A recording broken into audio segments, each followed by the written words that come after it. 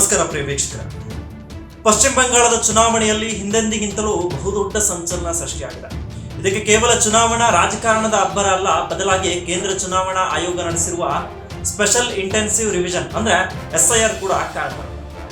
ನಕಲಿ ವೋಟ್, ಎರಡೆರಡು ಕಡೆ ವೋಟ್, ಸೂಕ್ತ ದಾಖಲೆ ಇಲ್ಲದ ವೋಟ್ ಇದೆಲ್ಲವನ್ನ ಮುಲಾಜಿಲ್ಲದೆ ತೆರವುಗೊಳಿಸುವ ಪ್ರಕ್ರಿಯೆಯನ್ನ ಸ್ಪೆಷಲ್ ರಿವಿಷನ್ ಅಂತಾರೆ.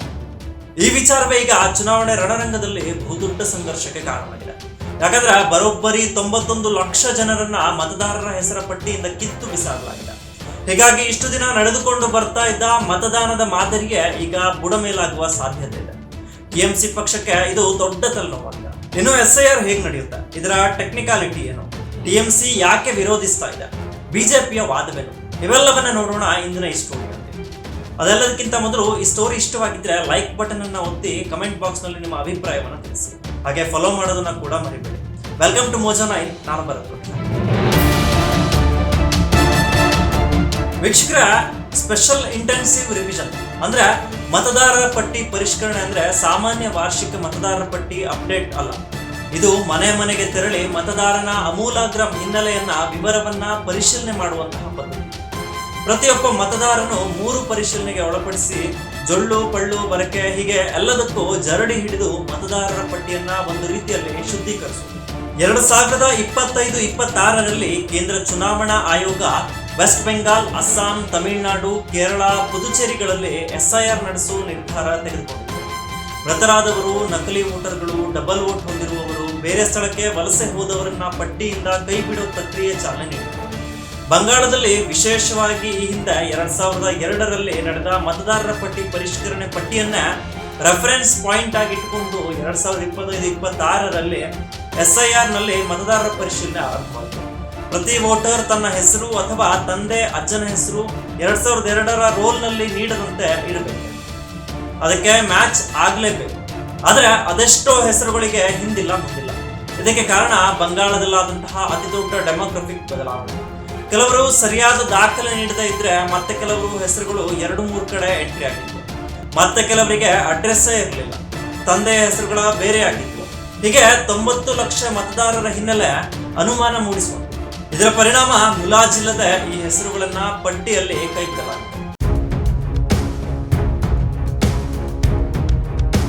ಈ ಹೆಸರುಗಳನ್ನ ಕೈ ಬಿಟ್ಟಿದ್ದಕ್ಕೆ ಮಮತಾ ಬ್ಯಾನರ್ಜಿಯ TMC ಕೆಂಡಾಮಂಡಲವಾಗಿದೆ.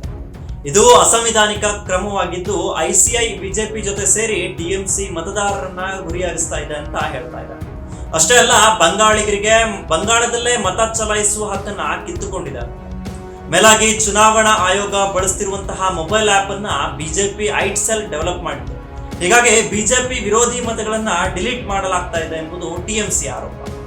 ಅಲ್ಲದೆ ವಯಸ್ಸಾದ ಹಿರಿಯ ನಾಗರಿಕರಿಗೆ ವಿಚಾರಣೆ ವಿಳಂಬ ನೀತಿ ಅನುಸರಿಸಿ ಮತದಾನದಿಂದ ದೂರ ಸರಿಸಲಾಗ್ತಾ ಇದೆ ಅಂತ TMC ಹೇಳ್ತಾ ಇದೆ. ಇದಕ್ಕೆ ಕಾರಣ ಕೂಡ ಇದೆ. ಮತದಾರರ ಪಟ್ಟಿಯಿಂದ ಕೈ ಬಿಟ್ಟಿರುವಂತಹ ಬಹುತೇಕ ಹೆಸರುಗಳು ಭಾರತ ಬಾಂಗ್ಲಾ ಗಡಿ ಭಾಗದಲ್ಲೇ ಇರುವ ಜಿಲ್ಲೆಗಳಲ್ಲಿ ಹೆಚ್ಚು.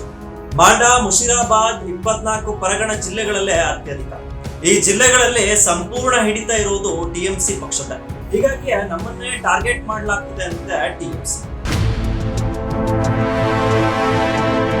ಆದ್ರೆ ಬಿಜೆಪಿ ಹೇಳ್ತಾ ಇರೋದು ಬೇರೆ. TMC ಬಾಂಗ್ಲಾಗೆ ಹೊಂದಿಕೊಂಡಿರುವ 9 ಜಿಲ್ಲೆಗಳಲ್ಲಿ ನಕಲಿ ಮತದಾರರನ್ನ ಸೃಷ್ಟಿ ಮಾಡಿದೆ. ಭಾರತೀಯರು ಅಲ್ಲದವರಿಗೂ ಸಹ ನಕಲಿ ವೋಟರ್ ID ನೀಡಲಾಗಿದೆ. ಫೊರೆನ್ಸಿಕ್ಸ್ ಅನ್ನ ದುರುಪಯೋಗ ಪಡಿಸಿಕೊಂಡು ಸಣ್ಣ ಪುಟ್ಟ ಸ್ಪೆಲ್ಲಿಂಗ್ ಚೇಂಜ್ ಮಾಡಿ ಸ್ಥಳಾಂತರಿಸವಾಗಿದ್ರು 2 ಕಡೆ ವೋಟ್ ದಾಖಲಿಸಿ ನಕಲಿ ಮತದಾನ ಮಾಡಲಾಗ್ತಾ ಇದೆ ಅಂತ. ಮೇಲಾಗಿ 13 ಲಕ್ಷ ನಕಲಿ ಮತದಾರರ ಪಟ್ಟಿಯನ್ನ ಕೇಂದ್ರ ಚುನಾವಣಾ ಆಯೋಗಕ್ಕೆ ನೀಡಿ ದೂರು ದಾಖಲಿಸಿದೆ. ಹೀಗೆ ಚುನಾವಣಾ ಪ್ರಕ್ರಿಯೆಯನ್ನ ಬುಡಮೇಲು ಮಾಡಲಾಗ್ತಾ ಇದ್ದು ಭಾರಿ ಪ್ರಮಾಣದ ನಕಲಿ ಮತದಾರರ ಮೂಲಕವೇ ಅನೇಕ ಆಯಕಟ್ಟಿನ ಕ್ಷೇತ್ರಗಳನ್ನ TMC ಗೆಲ್ತಾ ಇದೆ ಎಂಬುದು ಬಿಜೆಪಿ ಆರೋಪ.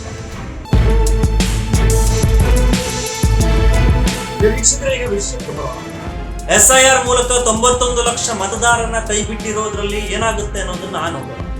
91 ಲಕ್ಷ ವೋಟ್ ಅನ್ನ 100 ಕ್ಷೇತ್ರಗಳಲ್ಲಿ ಡಿವೈಡ್ ಮಾಡಿದ್ರೆ ಪ್ರತಿ ಕ್ಷೇತ್ರದಲ್ಲಿ 91,000 ಮತಗಳು ರದ್ದಾಗ್ತದೆ. ಅದೇ 91 ಲಕ್ಷ ಮತಗಳನ್ನ 200 ಕ್ಷೇತ್ರಗಳಲ್ಲಿ ವಿಂಗಡಣೆ ಮಾಡಿ ನೋಡಿದ್ರೆ 45,500 ಮತಗಳು ದಿಢೀರಂತ ಕಮ್ಮಿ ಆಗುತ್ತೆ. ಅದೇ ಪಶ್ಚಿಮ ಬಂಗಾಳದ ಒಟ್ಟು 294 ಕ್ಷೇತ್ರಗಳ ಲೆಕ್ಕ ತೆಗೆದುಕೊಂಡ್ರೆ ಪ್ರತಿ ಕ್ಷೇತ್ರಗಳಲ್ಲೂ 30,952 ಮತಗಳು ಕಡಿಮೆಯಾಗುತ್ತೆ. ಈ 30,000 ಮತಗಳ ಚುನಾವಣಾ ಗೆಲುವಿನಲ್ಲಿ ಅತ್ಯಂತ ನಿರ್ಣಾಯಕ ಮತಗಳಾಗ್ತಾ ಇದ್ವು ಅನ್ನೋದು ಎಲೆಕ್ಷನ್ ಪಂಡಿತರ ವಿಶ್ಲೇಷಣೆ. 2021 ಚುನಾವಣೆಯಲ್ಲಿ 36 ಕ್ಷೇತ್ರಗಳಲ್ಲಿ ಬಿಜೆಪಿ ಮತ್ತು ಟಿಎಂಸಿ ನಡುವೆ ಗೆಲುವಿನ ಅಂತರ ಕೇವಲ 5,000 ಮತಗಳು ಮಾತ್ರ. ಅದೇ ರೀತಿ 12 ಕ್ಷೇತ್ರಗಳಲ್ಲಿ 2,000ಕ್ಕೂ ಕಡಿಮೆ ಮಾರ್ಜಿನ್ ಅಲ್ಲಿ ಗೆಲುವು ನಿರ್ಧಾರವಾಗಿದೆ. ಅದೇ ರೀತಿ 20% ಮತದಾನವಾದ ಕ್ಷೇತ್ರಗಳಿದ್ದು SIR ನಿಂದಾಗಿ ಈ ಕ್ಷೇತ್ರದ ಮತದಾನದ ಮೇಲೂ ಪರಿಣಾಮ ಬೀರುವ ಸಾಧ್ಯತೆ ಇದೆ. ಹೀಗಾಗಿ ಈ ಬಾರಿಯ ಮತದಾರರ ಪಟ್ಟಿ ಪರಿಷ್ಕರಣೆ ಬಹುದೊಡ್ಡ ಚುನಾವಣಾ ಭೂಮಿಯನ್ನ ಬುಡಮೇಲು ಮಾಡಿದೆ. ಇನ್ನು ಈ ಗಲಾಟೆ ಇಷ್ಟಕ್ಕೆ ಸೀಮಿತವಾಗಿಲ್ಲ. ಈಗ ಸರಿಸುಮಾರು ಮತದಾರರ ಪಟ್ಟಿಯಿಂದ ಕೈಬಿಟ್ಟಿರುವಂತಹ 20 ಲಕ್ಷಕ್ಕೂ ಅಧಿಕ ಮಂದಿ ಸುಪ್ರೀಂ ಕೋರ್ಟ್ ಕದ ತಟ್ಟಿದ್ದು ನಮ್ಮ ಹಕ್ಕನ್ನ ಕಿತ್ತುಕೊಳ್ಳಲಾಗಿದೆ ಅಂತ ಆರೋಪಿಸಿದ್ದಾರೆ. ನಮಗೆ ಮತದಾನಕ್ಕೆ ಅವಕಾಶ ಕೊಡಿ ಅಂತ ಹೇಳಿದ್ದಾರೆ. ಈ ಅರ್ಜಿದಾರರ ಸಂಖ್ಯೆ ಇನ್ನಷ್ಟು ಹೆಚ್ಚಳವಾಗುವ ಸಂಖ್ಯೆ ಇದ್ದು ಮೂಲಗಳ ಪ್ರಕಾರ 50ರ ಗಡಿ ದಾಟುವ ಸಾಧ್ಯತೆ ಇದೆ. ಸುಪ್ರೀಂ ಕೋರ್ಟ್ ವಿಚಾರಣೆ ನಡೆಸಲು ಮುಂದಾಗಿದ್ರು ಇವರೆಲ್ಲರಿಗೂ ಪ್ರತ್ಯೇಕವಾಗಿ ತೀರ್ಪು ಕೊಡೋದಿಲ್ಲ ಅಂತ ಹೇಳಿದ್ದಾರೆ. ಕಾರಣ ಈಗ ಪ್ರತ್ಯೇಕವಾಗಿ ಒಬ್ಬರಿಗೆ ತೀರ್ಪು ಕೊಟ್ರೆ ಅದನ್ನೇ ಆಧಾರವಾಗಿಟ್ಟುಕೊಂಡು ಮತದಾರರ ಪಟ್ಟಿಯಿಂದ ಕೈಬಿಟ್ಟ ನಕಲಿ ಮತದಾರರು ಸಹ ಮತದಾನದ ಹಕ್ಕು ಪಡೆಯುವ ಸಾಧ್ಯತೆ ಇದೆ.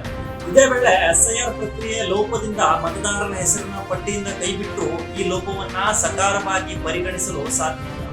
ಇದು ಸಹ ಸಹಿಸಲು ಸಾಧ್ಯವಿಲ್ಲ ಅಂತ ಹೇಳಿದ್ದಾರೆ. ಹೀಗಾಗಿ ಈಗ ಸುಪ್ರೀಂ ಕೋರ್ಟ್ ನೀಡುವ ಆದೇಶ ಬಂಗಾಳ ಚುನಾವಣೆಯನ್ನ ಬದಲಿಸುವ ಸಾಧ್ಯತೆ ಇದೆ. ಆದ್ರೆ ಈ ತೀರ್ಪು ಮತದಾನಕ್ಕಿಂತ ಮೊದಲು ಬರಲಿದೆಯಾ ಅಥವಾ ಆ ಬಳಿಕವೇ ಎಂಬುದು ಸದ್ಯದ $1 ಮಿಲಿಯನ್ ಪ್ರಶ್ನೆ. ಸೊ ಇದಾಗಿತ್ತು ಸ್ಪೆಷಲ್ ಸ್ಟೋರಿ. ಇನ್ನಷ್ಟು ಸಂಗತಿಗಳು ಬರ್ತಾರೆ. ನಮಸ್ಕಾರ.